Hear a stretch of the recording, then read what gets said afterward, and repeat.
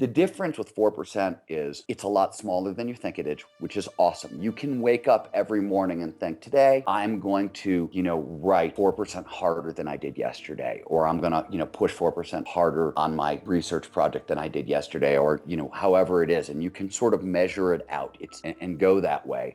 We're going to look at these extreme sports athletes and kind of decode what it is they're doing, and then apply it to our lives. And your challenge in the book is, I love the way you say, the people involved in these exercises and activities, rather, are highly trained professionals. So please, please, please try them at home. Do this. You need to rise. We need to rise if we want to meet the challenges that our world faces, right? Has happened kind of over the course of my career is I've gotten to study kind of high performing individuals everywhere, whether it's kind of US Navy SEALs, to the action adventure sport athletes, to top technology executives, take your pick, kind of across the board. And it really doesn't matter where we look, right?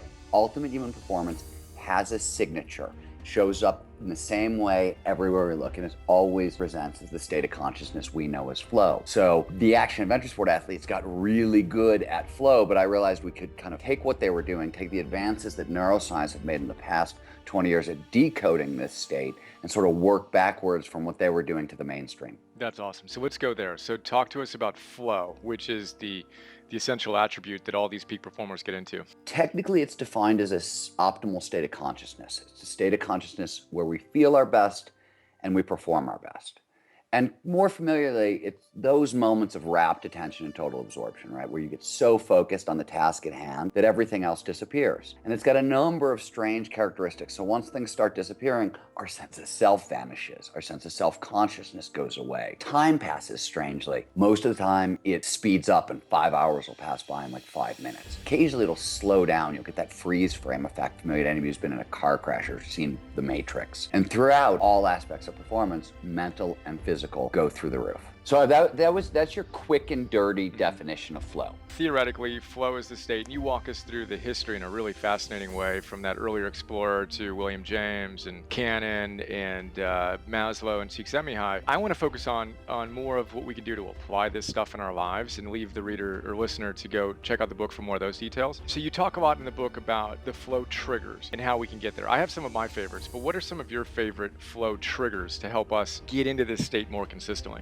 The first thing to know kind of what I mean by flow trigger, right? These are preconditions that lead to more flow. And more specifically, flow is what happens, right? When all of our attention gets focused in the present moment, right? So what these triggers really are, there's 18 of them, and they're the 18 things our brain thinks are most important in the world, that evolution shaped our brain to pay the most attention to. So when you're kind of hacking flow, when you're playing with the flow triggers, what you're really doing is using kind of basic evolutionary biology to your advantage. I think one of the reasons I'm probably a good flow researcher is I actually have a very hard time getting into deep flow states. I am an action adventure sport athlete myself, so obviously risk is a great trigger, right? Flow follows focus, and consequences catch our attention. So I think physical risk is fantastic. Creativity is another flow trigger, and I make my living as a writer, and that's what I do almost all day, every day. What I mean by that is pattern recognition, where ideas get linked together, and we've all kind of had experience with this trigger.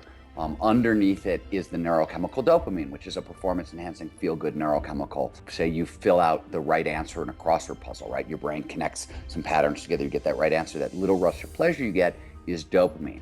It drives focus, and by driving focus, it drives flow, right? So creativity in writing, when sentences start coming together and the ideas really start pulling together, that's probably my favorite trigger. It's also probably the trigger that I think most people in the world depend on.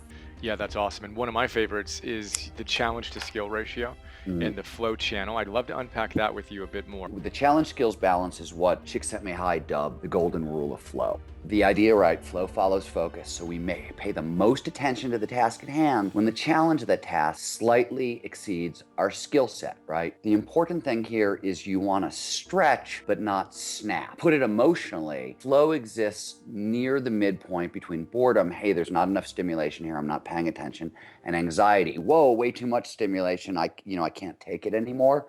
In between is this sweet spot. What's tricky about it is that for people who are not really used to pushing themselves very hard, this sweet spot is the point at which you start to get uncomfortable, right? You're outside your comfort zone, so you're feeling discomfort. For really high performers, the problem with the sweet spot is the exact inverse. It's a lot lower than most people think it is. And most people end up biting off challenges that are much, much bigger than they should be. And it creates too much fear, and it actually blocks the state of flow, which is the very thing they need most to achieve that challenge. You used the actual number 4% to capture this idea of, look, it's not 40% or 400%. It certainly isn't 400% or 4,000 or 40,000%. Don't snap, just stretch. 4%. Can you tell us about what that 4% kind of feels like from your perspective?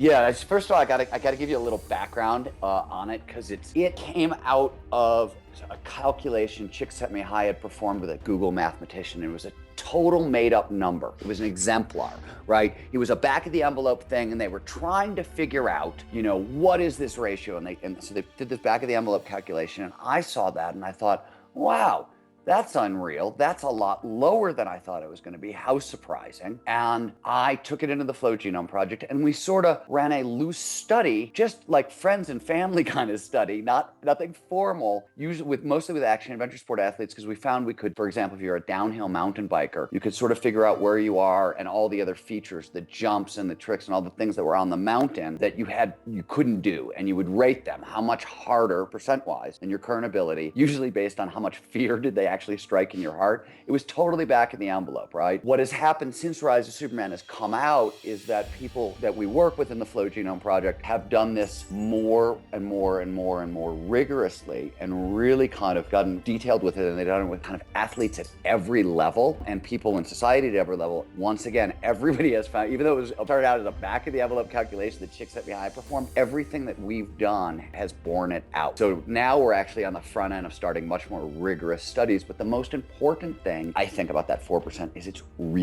liberating on the front end. It actually ends up feeling a little bit like a prison on the back end. And let me explain. The difference with 4% is it's a lot smaller than you think it is, which is awesome. You can wake up every morning and think, today I'm going to, write 4% harder than I did yesterday, or I'm gonna, push 4% harder on my research project than I did yesterday, or, however it is. And you can sort of measure it out and go that way. But what it really means is it's 4% day after day, week after week, month after month, and it requires an extraordinary level of kind of emotional control and grit that is only possible because flow is such an amazingly feel-good high that all this grit is worth it because the payoff is huge.